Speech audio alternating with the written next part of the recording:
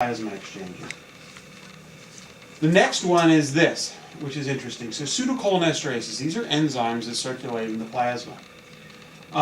They are necessary for the metabolism of certain neuromuscular blockade agents that are given to patients under anesthesia, like succinylcholine. I know that some of you have had experiences working in the ICUs where there might be a patient on a ventilator and they might be giving them succinylcholine so they're not fighting against the ventilator. These drugs are paralyzing agents. They actually paralyze you, and they're usually given as part of anesthesia. When you remove plasma, you remove the pseudocholinesterases. When you remove the pseudocholinesterases, you can't metabolize succinylcholine or nivacurium or some of these other drugs. And so what unfortunately can happen is if we do a plasma exchange on somebody, and they go to the operating room and they get put under general anesthesia, and somebody gives them succinylcholine, when they're done with their surgical procedure, the patient wakes up post-operatively, their eyes open, and they go blink, blink, blink, and that's about all they can do because they're still paralyzed. It's a scary sort of concept. They still would have to be ventilated.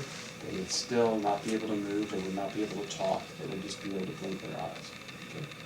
So the agent, succinylcholine, or some of these other neuromuscular blockade agents, may be appropriate to use, right? But you just need to be ready that they're going to have a prolonged neuromuscular blockade.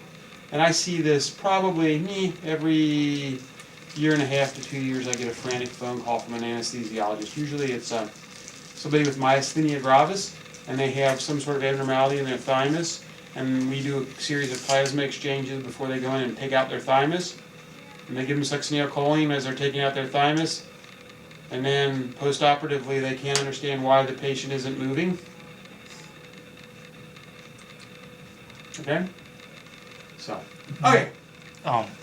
Yes. The paralytic effects would last for the half-life of the drug? Yeah, but the half-life of the drug is substantially changed because you don't have the enzyme necessary to metabolize it.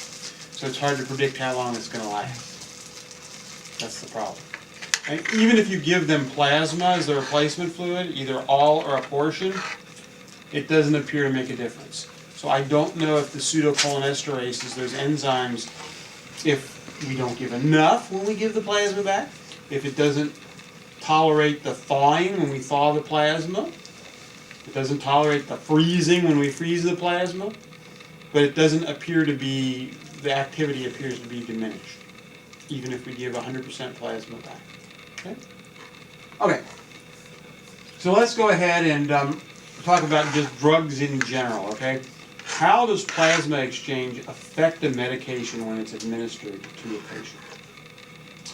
So interestingly enough, there was a lovely review, there's a lovely paper that looked at everything that was published in the medical literature between 1996 and 2006 with regard to the pharmacokinetics of drugs and plasma exchange. In other words, how does plasma exchange affect medications? And of all the journal articles published between that period of time, there were a total of 70, that dealt with the effects of plasma exchange on medication. And most of these were, somebody ingested whatever, pick your favorite medication or substance, right? And somebody said, well, we don't know how to treat this overdose, so we're going to do plasma exchange. Okay? And they may or may not have measured the drug before and after the plasma exchange, and they may or may not have measured the drug within the waste bag. Only of that 70, there were only 16, okay, that actually did all those measurements and did the pharmacokinetic study. So pretty not good, okay?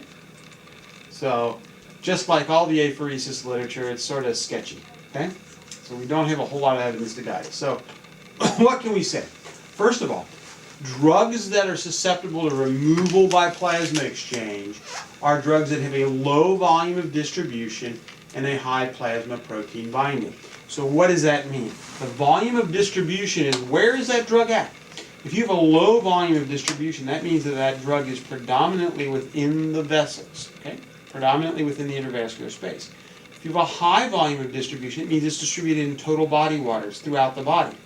Now obviously when we do a plasma exchange, the only thing we have access to is what is in the blood vessels, right? So if there's something that's limited to the intravascular space, it's not out in the extravascular space, that's at risk for removing. Also, if it's highly protein bound, right? Because we're removing the albumin, we're removing all those proteins. Little itty bitty things. If it's a drug that isn't highly protein bound and it's a small molecule, it can quickly redistribute, and we're not going to effectively remove that one.